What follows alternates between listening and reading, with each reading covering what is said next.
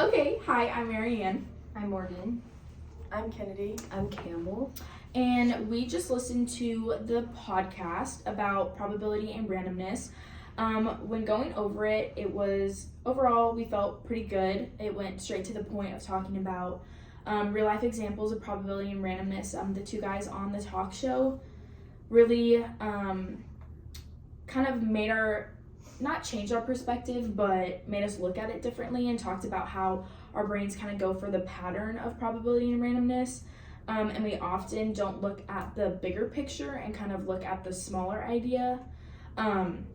They go on to talk about two girls that end up meeting each other, and then their similarities. They give a good example about basketball and how everything is kind of like a coin. And then they go on to also talk about a really interesting thing in medicine about a woman with Parkinson's, which we'll later go into depth about and just talk about each of those examples. So we're going to go through and talk about those. The outside example that we chose was the Forbes article, How the Gambler's Fallacy Keeps You from Winning in Life.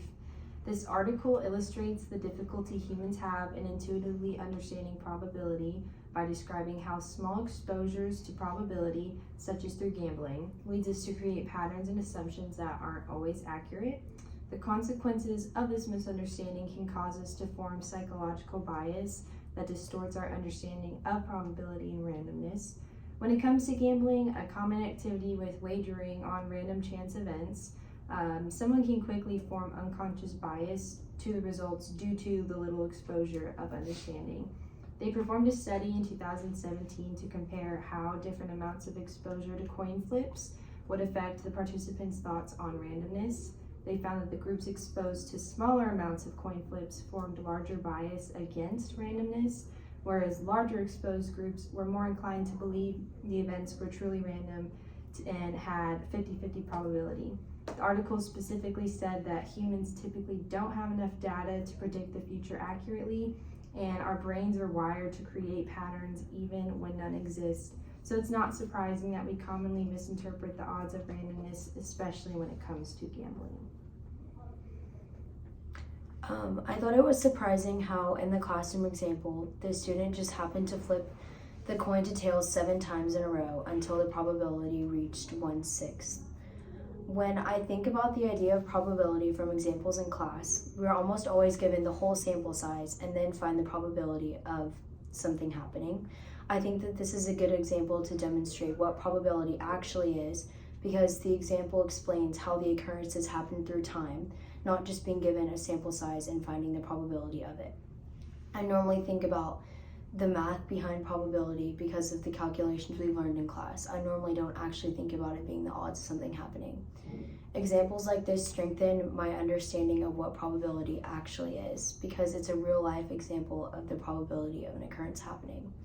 This podcast challenged my previous understanding of probability because it helped me understand that everything is like a coin, and you can't just really bank on the probability of something happening multiple times in a row, because the next chance is the same probability of the first one.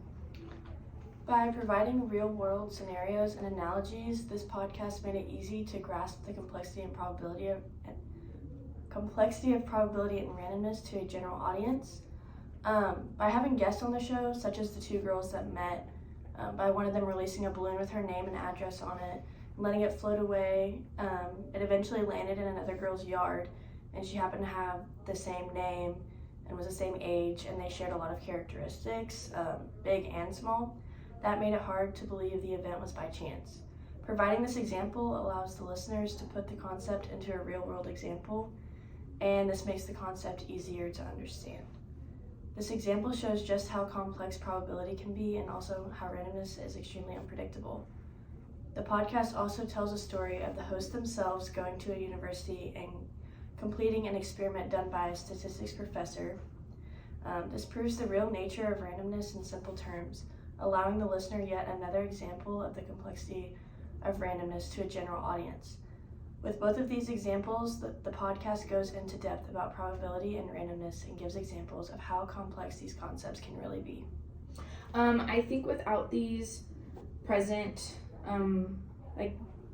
in real life examples, like them going to the university, but also getting these girls and like talking to the professor, I feel like it helps their case of like bettering what they know about randomness and probability and helping people really think about it.